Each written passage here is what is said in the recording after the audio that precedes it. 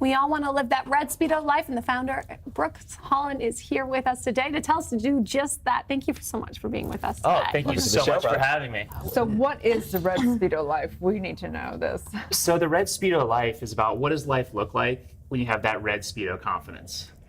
And so part of that came from, I grew up as a swimmer, but it was really a story that a buddy of mine shared with me a couple months ago, something that I had it slipped. I didn't even recognize it because I was living the red Speedo life. But in the military, you want to blend in, right?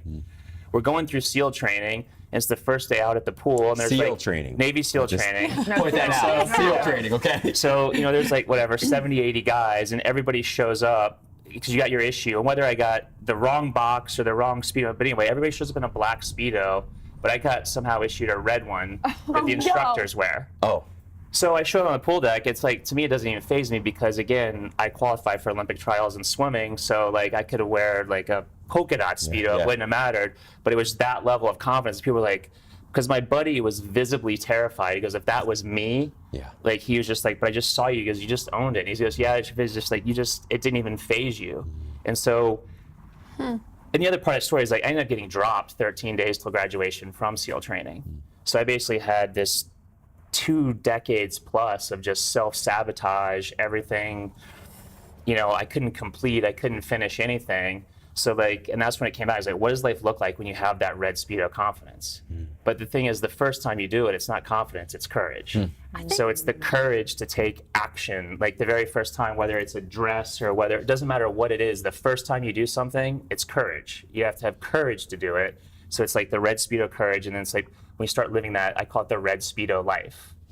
When you've got that confidence to be who you are and not worry what other people are thinking of you, you just get to own yourself and just be you authentically. But I think this is a really important conversation because you mentioned self-sabotage. And I know people, and I've been guilty of this, you walk in, you're so confident, you're confident in this area of your life, but you can't quite complete it. You get so close and it's just so amazing, and then something happens and you put the blame on the company that fired you or this contract that fell through. But inevitably, the common denominator for 40 years is you. Oh, 100%. And I have well over 2 decades of experience of blaming others, self-sabotage. So I was calling that upward trend. By the time I was 10, I was ranked 4th in the nation. I worked with Michael Phelps as coach for 3.5 years. I qualified for Olympic trials. I went to the Naval Academy. But then when I got dropped from SEAL training, it just sent me in a tailspin. It sent me in a tailspin for 20 years. And, I blamed my dad. I blamed the military. Every situation, I found an excuse or a reason. And it wasn't until I was literally $32,000 in credit card debt. I had less than $5,000 to my name and every account in the world. Everything I owned was in a 10 by 10 storage unit. And I was literally sleeping on an air mattress in a buddy's house that was getting foreclosed on. And that was my this isn't anybody else's fault. This is me. I'm doing this to myself. And that's what started my personal development, started to figure it out. And, we talked a little bit about this earlier, but so last August, I hadn't been home to see my family in almost 18 years. Wow. But I drove 5,840 miles cross country and back and unannounced knocked on the door. And so it was really, I call it dropping off that 1,000-pound invisible anchor, because that's what I was lugging around with me everywhere. And just clearing, with my parents, really accessing the emotion and all that stuff. And it's so huge. So this is interesting and an important conversation, because I think that so many people are kind of looking good, they're doing it all, but inside they're dying inside. And especially, I'm going to say that the women's movement's interesting. Women kind of come together. We talk a lot more. There's a lot of men in particular, I think, that really are dealing with stuff that they don't really know how to crack it open and really get in there. So what was it for you? How did you begin to become vulnerable? I would say, first off, that everybody's dealing with something. Yeah. As much as it doesn't matter. I used to hate the word trauma. I grew up, it was literally F your feelings, logic was all that matters. Trauma is you got your leg blown off, not... again, I was 10, I was 4th in the nation swimming, but I couldn't make a peanut butter and jelly sandwich right. So I was walking on eggshells, God, I'm not good enough to do this, because I opened the refrigerator door twice, and just what she was talking about with the nannies, that programming that happens with a kid, with the subconscious, it's so key to be aware of that. But being able to to access that vulnerability, like that was huge. Like that was probably it's the hardest thing, because people will do anything but actually share their feelings because they think it's weakness, but actually it's massive strength. And I think when people actually share that, I mean, even the little bit when I started sharing, because I was thinking I'd been hiding for years. You know, my wife has 3 million social media followers, but the whole time, like, I hid in the background because I didn't want to share. I mean, coming on here and share, and they're like, hey, I couldn't make a peanut butter and jelly sandwich right. Like, I self-sabotaged. Like, those are things people don't ever want to admit. They want to, like, everything wants to be perfect for everybody else. So interesting. One of my favorite quotes is by Carl Jung, and he said, you know, until we make the unconscious conscious, it rules our life and we call it fate. You know, that's simply not true. And I know Erin does a lot of fantastic work, subconscious work.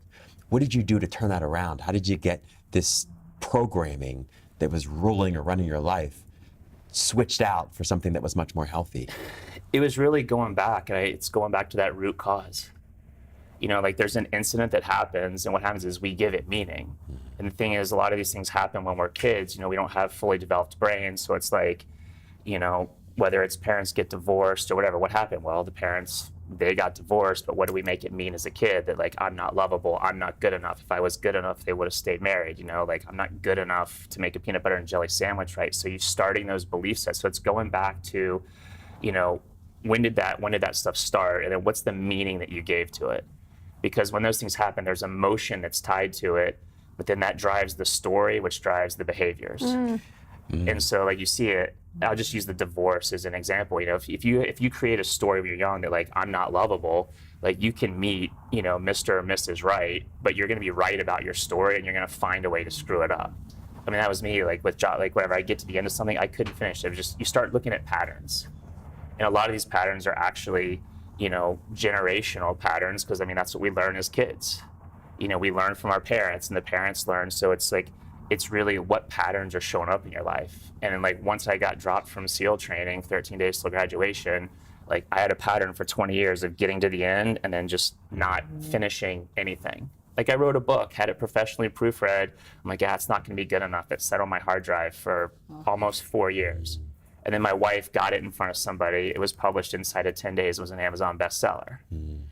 But even with getting that evidence, I mean, that was years ago, it still wasn't like, oh, here's evidence that I'm good enough, but that belief set. So it's really, you got to go create those neural pathways. You got to get back in there and do that work. It's just, this is so fantastic, because people don't realize it, and you speak to it so eloquently, that the most extraordinary people in the world suffer with this particular challenge. Like Norman Vincent Peale, who wrote The Power of Positive Thinking, which is one of the best-selling books of all time, hated his book so much, he threw it in the garbage. His wife dug it out of the garbage, sent it to publishers, and that's how it became published and became a bestseller. But that's the thing, I think those of us, like, we're harder on ourselves than anybody else. Like, I couldn't take a compliment. Like, you give me a compliment, you're like, well, there's 7 things that I knew that I could have done better. Like, you know, you're very dismissive. I think there's a lot of people out there, it's hard to take compliments. I mean, you know, I went to the Naval Academy, so I hung around a lot of people. You know, we competed with all the Ivy League schools. Like, if you don't think, you know, people might like, oh, they're at Harvard, like, everything's great. But the people at Harvard, I mean, it's a constant, like, I'm not good enough, I'm not good enough. You know, I got a 1590, not a 1600 on the SAT. I mean, I grew up with 2 guys, like, they were literally fighting to get 1600s on the SAT. So there's always something to prove. There's always something to prove, but that's the thing. But when you get to the point where you can just be yourself, like, hey, I got a 1590. You know, like, what impact can you have? Like, how can you empower other people? But we get stuck in these, and a lot of times it's for, you know, it's a lot of times it goes back to our parents. You know, our parents want the best for us, but sometimes the way it, you know, it's communicated, and in our, you know, I wouldn't say adolescent, but yeah, like, our young brains, like, what happens, and it's that, you know, I call it, like, the ripple effect. And it's really truth. You know, I think that one of the amazing things about the show is we've had so many incredible teachers, coaches, whatever, and a lot of the subconscious work is really the core of what everyone really has recognizing in science and positive psychology and everything. And it's so cool to just see how it's done. This is, like, clearly truth because it's streaming through us. So, but the thing I think that's interesting is that each person has a unique gift, your story, what you've gone through, and that's what's going to attract your specific clients, your specific tribe. And so, you know, just knowing that, what would you say, who out there is your client? Who is generally that you draw in for you? I think a lot of people that I really speak to is the people that are paralyzed by the perfectionism, the procrastination. They're people that have typically had success, but at the same time, they're not living anywhere near their potential. You know, and there's that piece that's really hanging on to them, holding them back. It's like they know they're destined for more, but they're completely stuck. And that's like, I call it, you know, locating and releasing those 1,000-pound invisible anchors. Like that was for me, like, you know, a big one was going back to my family. I mean, lugging around that emotional thing like that, you know, you have to let go of that stuff. And it was true forgiveness and owning and taking responsibility. Like it was, you know, probably the most freeing thing I've ever done in my life. So man's it's better to get vulnerable and let go of that. I mean, it really is 1,000-pound bull. vulnerability is I where love it's that. at. I mean, you know, from the military, what do we do? It's like, you know, lift more weights, drink more alcohol, hook up with more. I mean, it's all just low-level coping. You know, it's just putting up a front, like it's low-level coping as opposed to, I mean, there's definitely a time and a place, but, you know, having those conversations. It's everything. I mean, love it's, that. I mean, that's where the real freedom and happiness is. I love it. Well, how can people work with you? Where can they find you? So they can find me, there's my website, which is redspeedolife.com. You can send an email to courage@redspeedolife.com, or even through my wife's website, Natalie Jill Fitness, because we work together Natalie a lot. Jill, we love you. Big shout out for her. She's amazing. Such an extraordinary woman. So stay tuned. We will be right back.